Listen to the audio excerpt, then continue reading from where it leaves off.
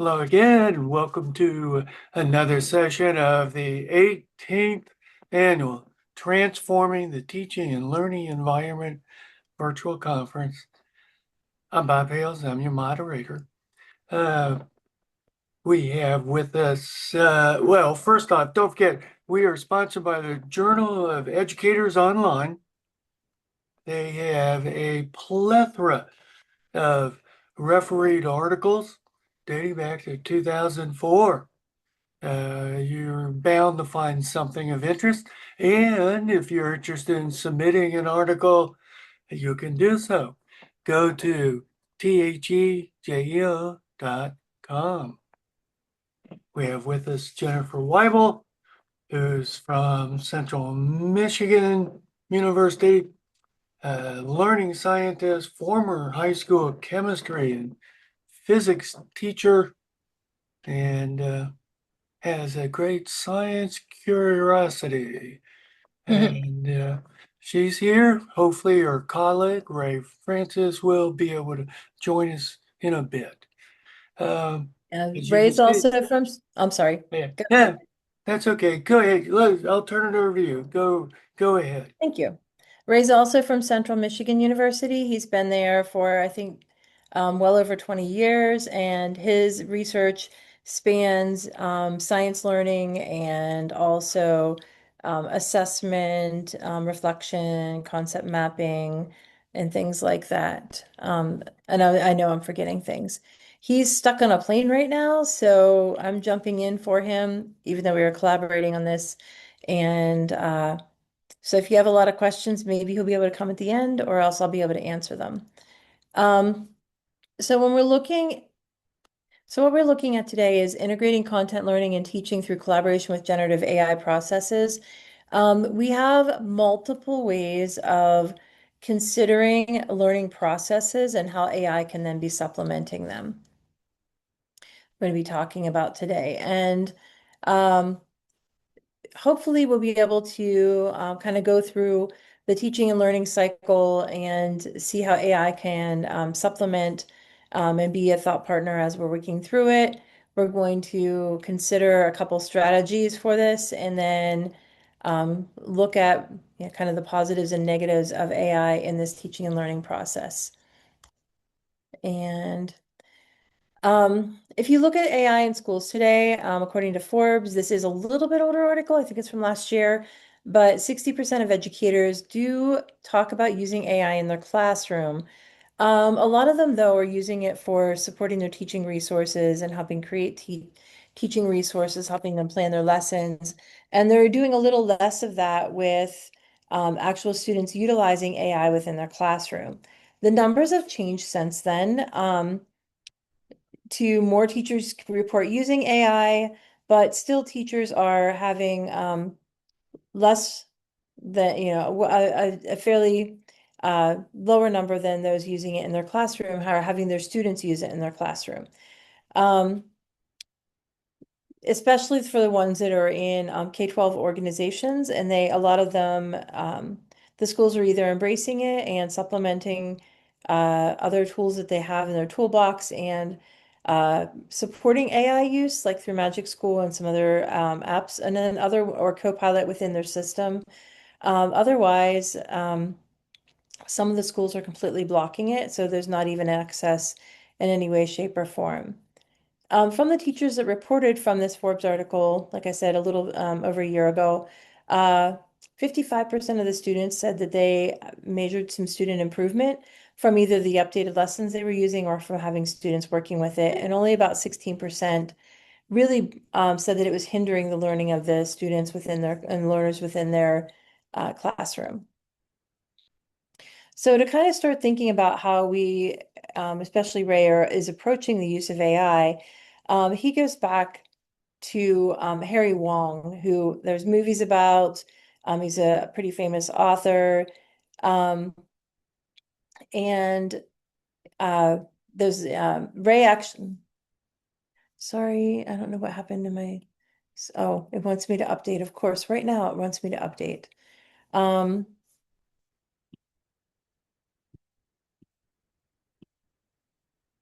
I don't know what you can see and can't see.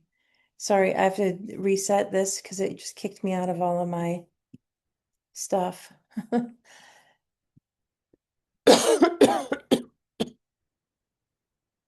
It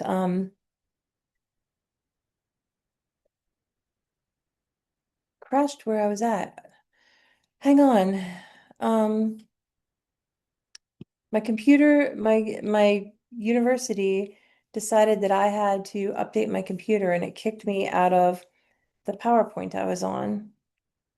So give me 1 second here to see if I can get it to pull up again.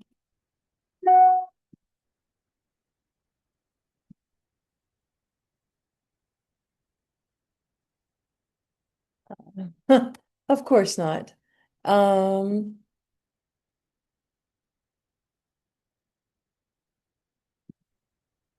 okay.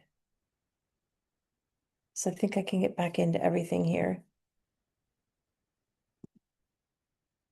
I apologize. This is just great for an ed tech person to have everything crashing on me. Of course. Um, It's your computer who should apologize, not you. yeah, but you know it's not going to you. So all right. So whenever Ray's actually taking lead in this presentation, which we have done once or twice to an extent together, he actually met Harry Wong at a PD in 1984 when he was back in West Virginia teaching. He was a physics teacher. And Harry Wong is the author of How to Be an Effective Teacher, First Days of School. There was a movie made of him, but he has a quote and he says, the person who does the work is the only one who learns. And that has really stuck with Ray over close to 40 years of teaching, in that making sure that the students are all doing the work, that they are all thinking and utilizing their brains with this to make sure that they're learning. Um, so we're going to touch on a few things like assessment and learning that can align through AI, web quests as an opportunity, and then looking at alternating cognitive engagement, and then AI supportive IER reflective processes for learning and assessment. Hopefully we'll be able to squeeze in. Um, that's his funny one, his joke. I don't remember his joke. The types of assessments that we all utilize within our teaching and learning environments, we have diagnostics where we are seeing where they're at for placeholders and placing students. We have pre-tests. We have formative assessments that we use throughout learning so that we know where the students are at so we can differentiate our learning or repeat instruction, fix things as needed. And we have summative assessments where we are looking at, their final learning product to be able to utilize that for like a course grade or an end grade for it. There's other ways that we assess people. There's ipsative, norm reference, criterion referenced.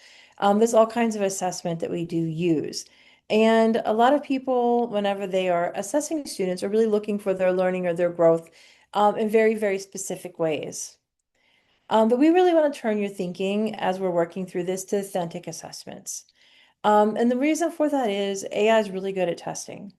It's really good at coming up with ways in which you might answer the question, ways that, for test results that have been put out on the internet or similar questions, solving problems, walking you through the steps even. So tests that require, assessments that require just one right answer often can be mimicked by AI. But authentic assessments where you have like a lab practical or digital presentation, you're acting things out, you're creating infographics and digital posters and podcasts and things like this.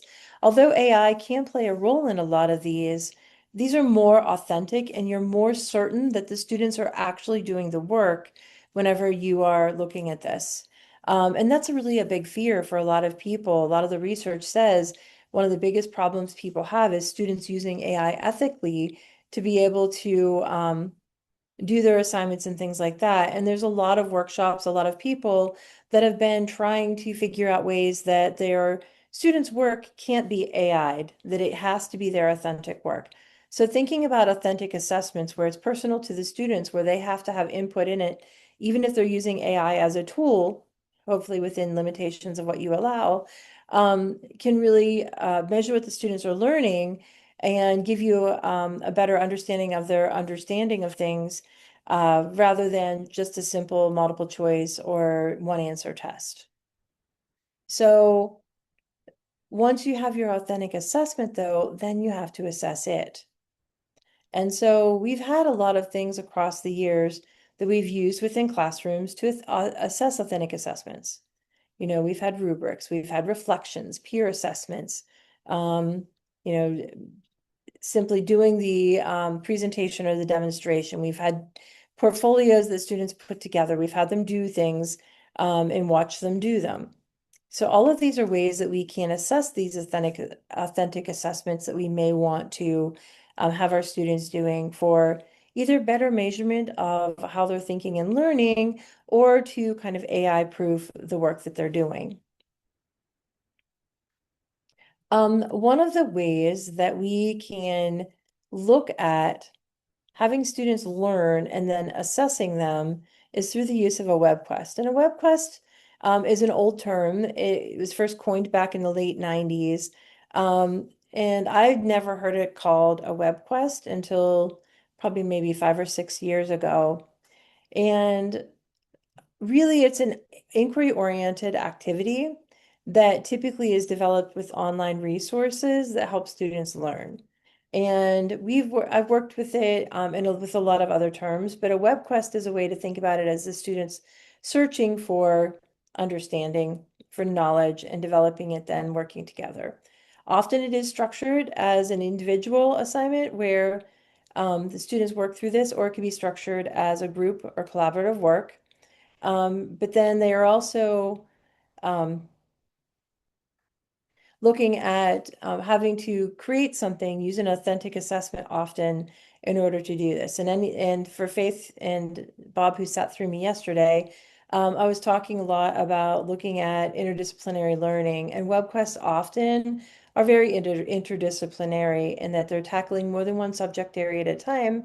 And then they're also looking at having students produce this authentic product as a way to understand their learning and then demonstrate their knowledge.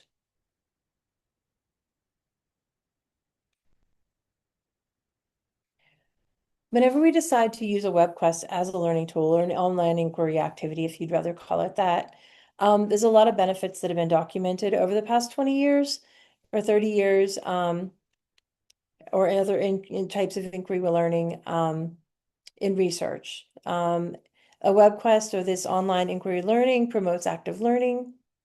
It encourages students to work together and helps develop those skills. Um, when structured properly, it encourages collaboration versus cooperation. So the students are actually working at constructing their knowledge together instead of just copying and pasting or cutting and pasting chunks and forming it. Because it uses online multimedia resources, it can be considered to enhance information literacy. Um, it is flexible and it allows you to differentiate depending on your grade level of reading, depending on your student subject area expertise, and the skill sets that they are more comfortable using, as well as pushing them outside of their box. A lot of times the assessments can be given choice where they can encourage a lot of creativity in the way that the understanding is presented. It allows students to kind of hone in on skills that are uh, more engaging for them to help develop their products.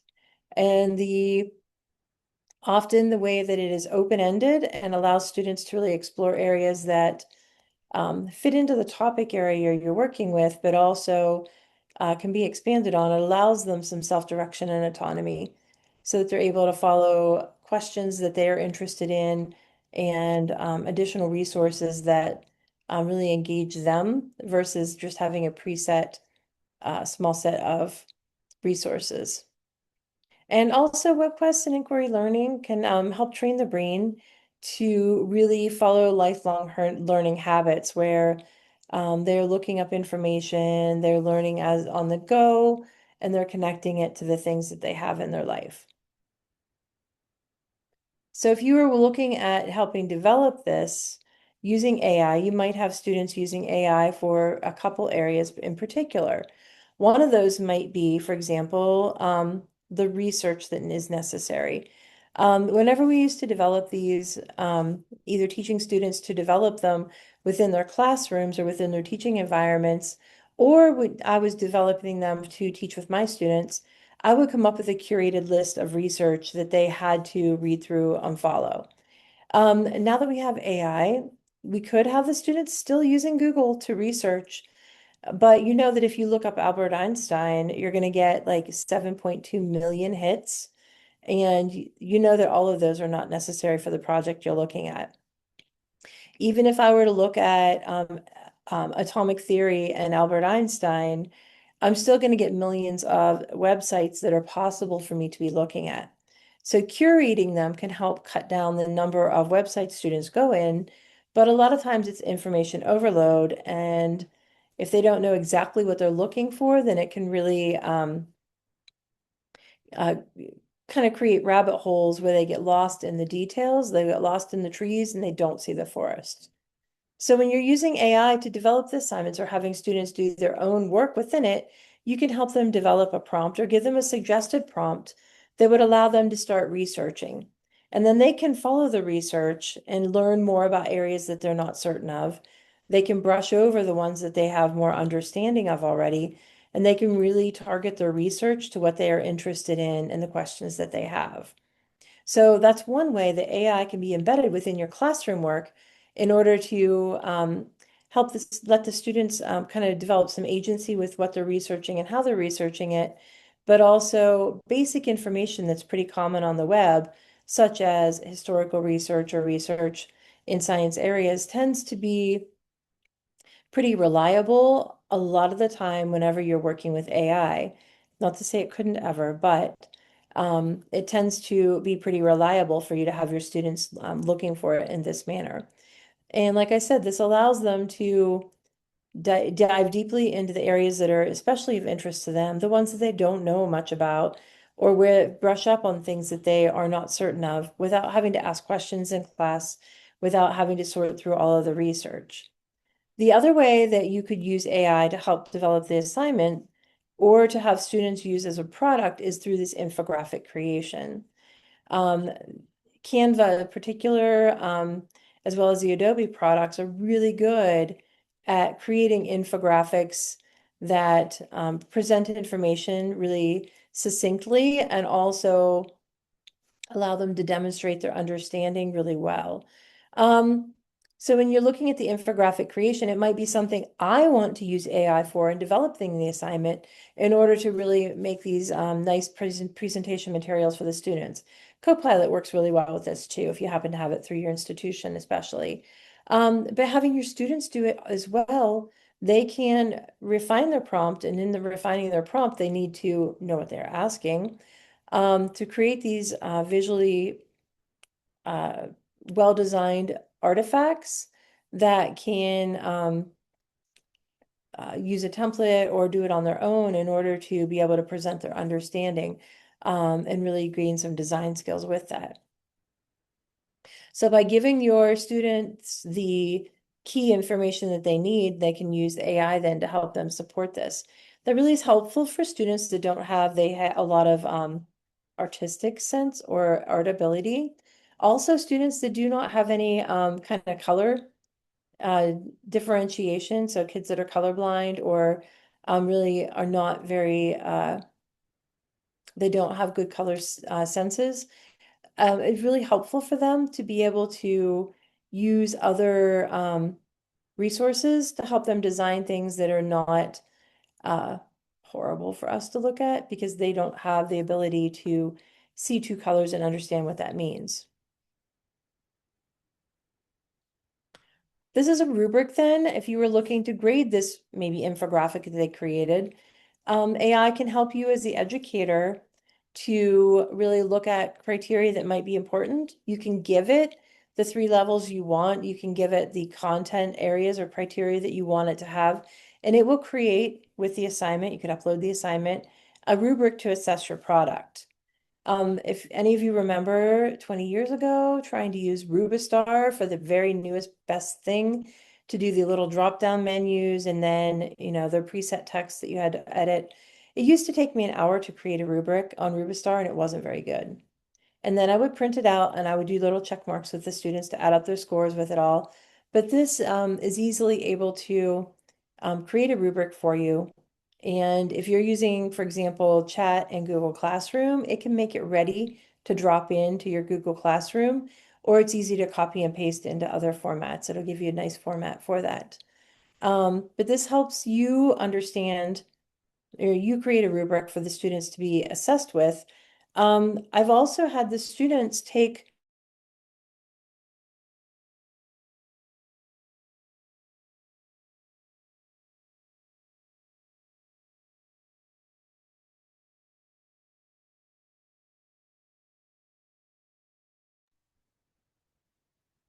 Uh-oh. Jennifer just froze, entered the twilight zone, I guess.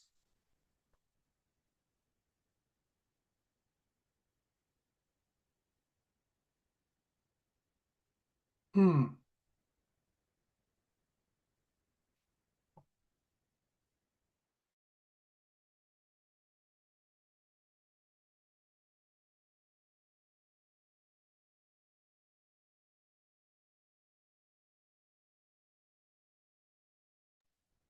Yep, your computer did it again.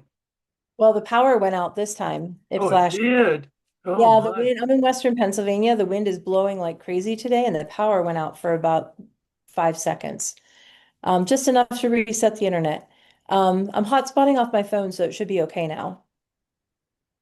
So So we with, don't have your graphics up. yeah, I'm getting it back. I'm really sorry. This is Oh, quite the show not today. your fault. You're very kind. All right, so I'm not sure where it cut you off, but I think it was on this. Um, AI will develop the rubric for you in a really good way. It'll set it up so you can drop it into your classroom. I've also had students take the rubric and their work and upload it to AI and ask it to critique. And whenever you do that and have it critique their work, it gives them suggestions based on the rubric you've created that they may not have thought of. And this gives them a peer partner, although it's AI, a peer partner to run their stuff by and get some feedback before they actually have to submit it. And that works really well at all levels that I've used it with, for the students to help understand where their work is at, kind of very neutrally before they have to turn it in. It takes a little bit of the fear out for students that really are worried about grades, and it also can help students improve on their work a lot before they submit.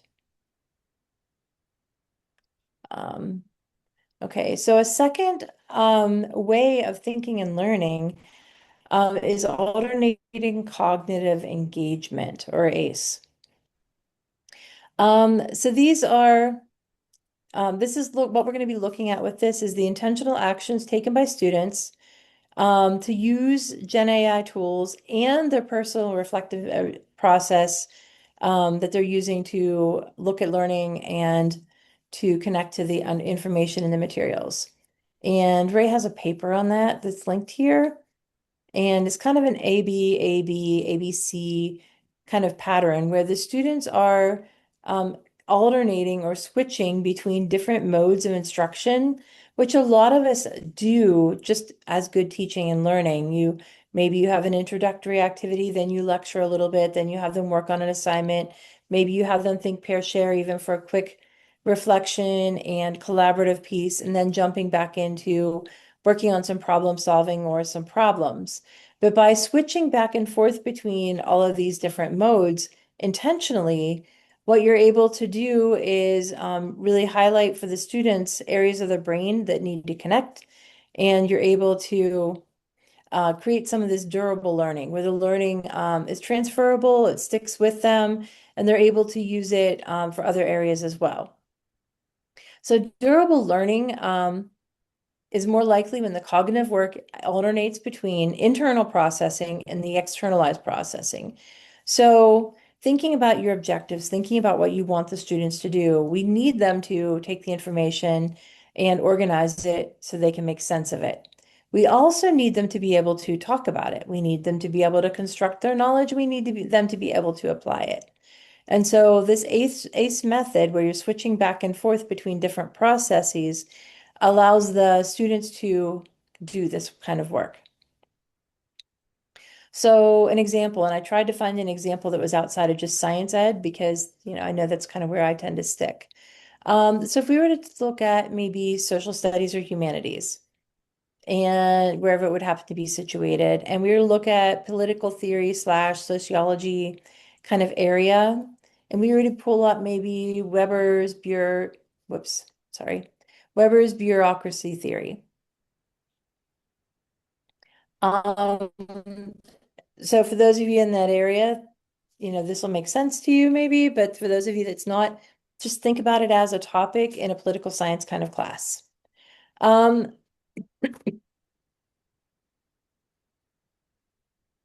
so what this might look like for one class session, like maybe 150 session, we might have a short lecture on the theory. And then I might give them a real world organizational chart, and the students will go down through this either online or in person, and they would annotate it. We would talk about how that connects to the theory. They would maybe use post-it notes or just write right on a copy. And they could do this in either small groups or they could do this in large, little large group, one or two people together, two or three people together, maybe five or six people together, and then come together and talk to this about this as a whole piece, kind of see where they see the connections. Then we might break them into some small groups. Is this efficient or dehumanizing? Talk about how this actually fits together with that as a whole class and synthesize both the organizational chart and the debate that we've had and the theory we talked about initially, um, and pull all of that together. And then to finish up the class, we might have an individual reflection where students tie it to their workplace that they're in or where they want to be. They tie it to their future work or tie it to maybe the classroom that they're in. Now, if we were looking at this little lesson, which all of you are probably saying in your head, oh, that's a pretty good lesson. I don't teach that topic, but I teach, sort of like that. I break my class up in that method. Well, what you're actually doing whenever you're connecting this then to ACE is you are looking at several changes across this cycle that tie to the ACE piece.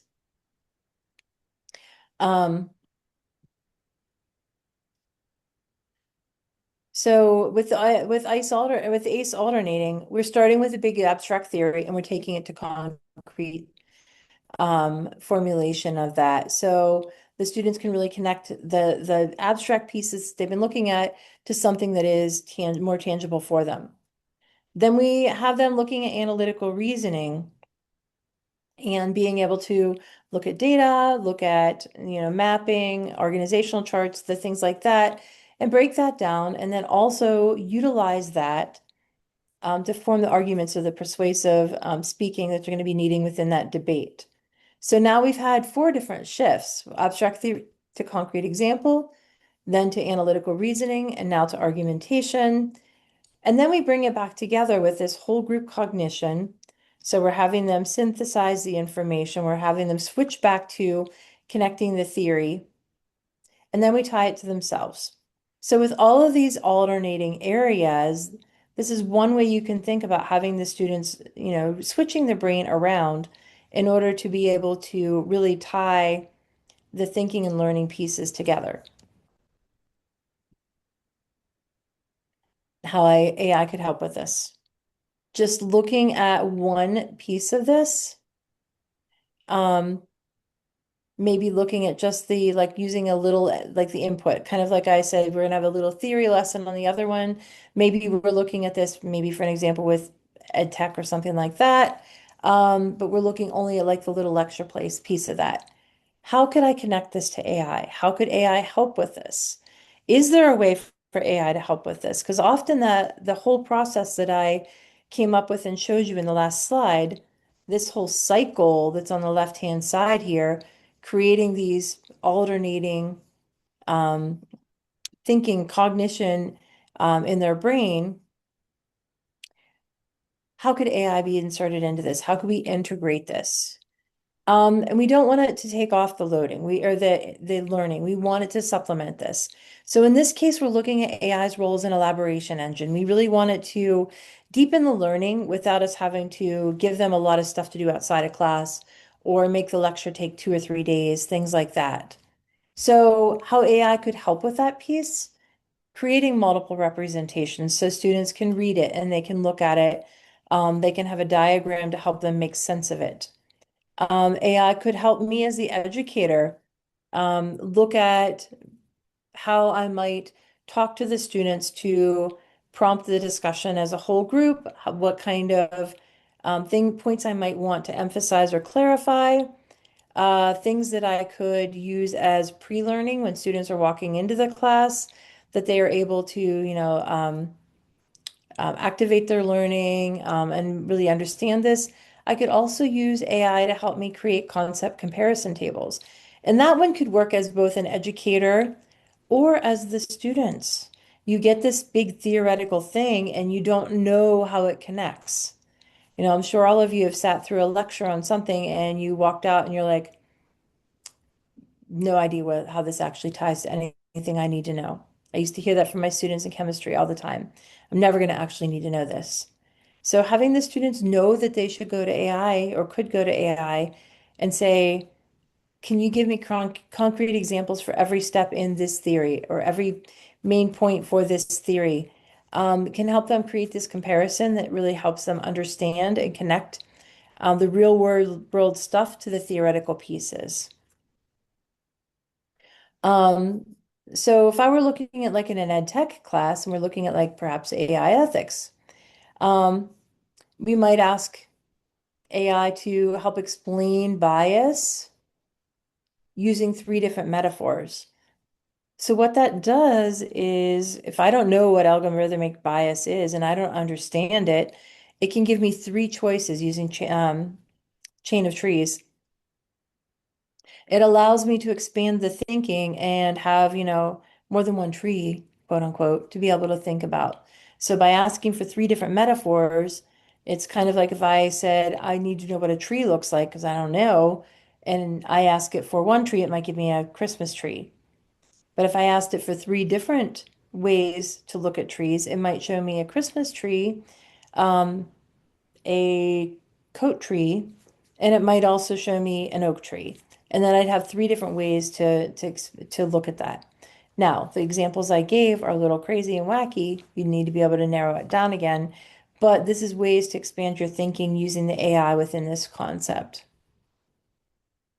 Another example, if I were having them if I wanted them to strengthen their memory through recall, how AI could help with this, it can generate them quiz questions.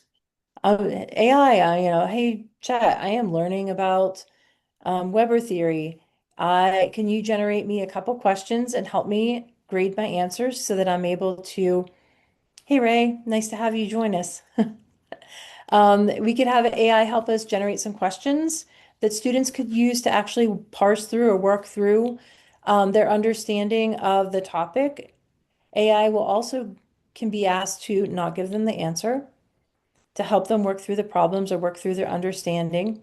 It can help them explain it differently, um, give them feedback on their answers, highlight missing ideas, and that kind of thing. So in this case, this example for ACE, AI becomes a feedback mirror. And so it's being used then to help understand what they know and not give them the answers. It's not going to give them I'm sorry. It's not going to give them you're not going to have it, you're not going to teach your students how to give them the answers. You're going to have them prompting it in order to help understand what they know and what they don't know. Okay, so learning through the reflective process, the IER model. Do you want to jump in, Ray, or you just want me to keep going? Oh, you keep plugging along, buddy. I know where you're at.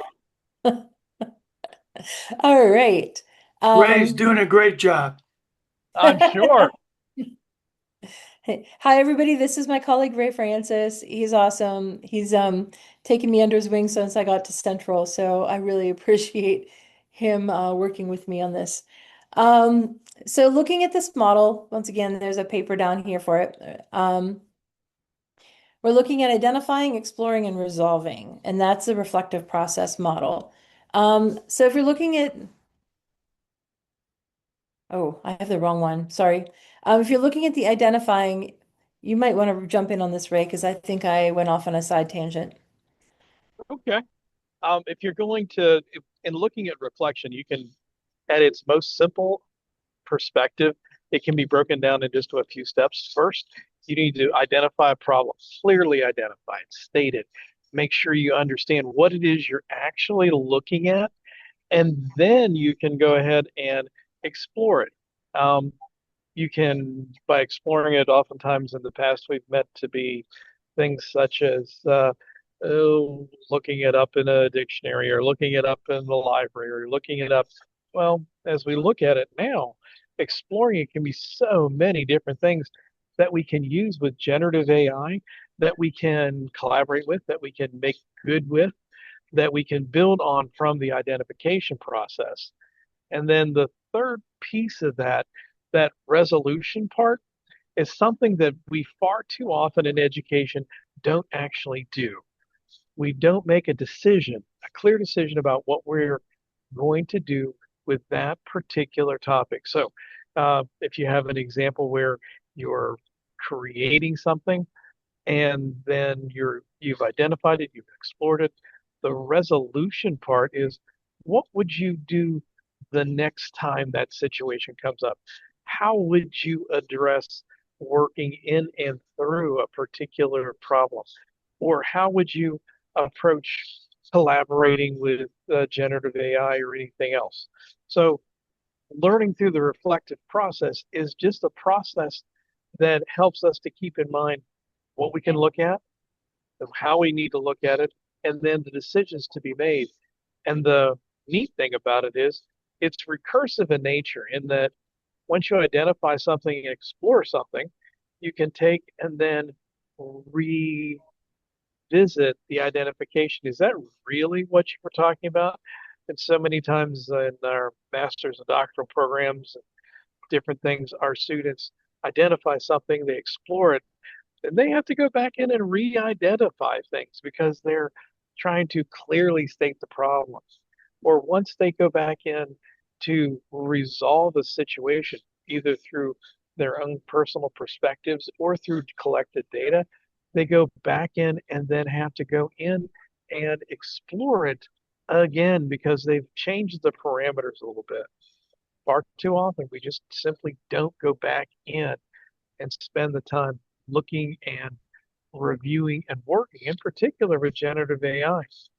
Because as we get an answer, most of our uh, most of our participants in classes and in learning events, things like that, see the things generated through generative AI as being sort of like the answer rather than a part of the process and how we can go through that. Okay.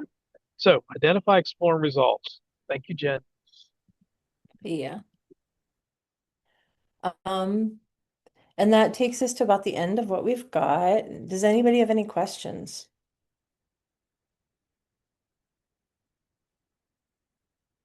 Just to summarize, we went through a little bit about assessment and how people have assessed. We looked at web quests as one way that we can look at kind of authentic learning and assessment and then use AI to supplement it. Thank you.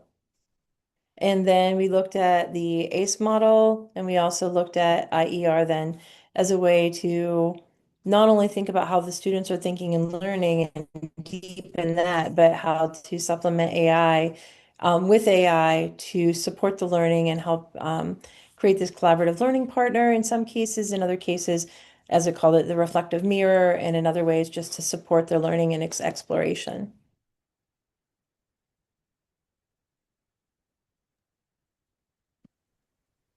I like the reflective mirror, by the way. Yeah, I was pretty impressed with that.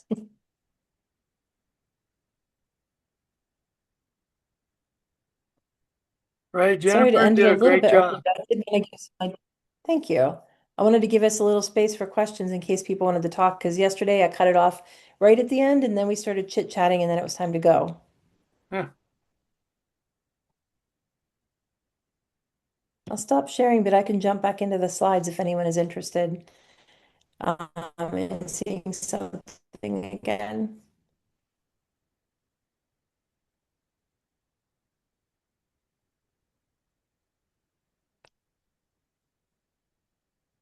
I see.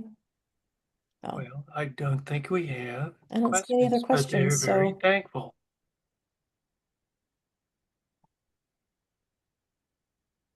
And Ray, right. you really did a great Good job. luck with your presentation from. you. Hey, it's his slide stack. I'm just the yapper. Well, okay. So you did a great job. You answered everything. They understood Thank you. everything. So I'm gonna Thank stop you very the much, Bob, for the invitation, and let me know next year when it comes around.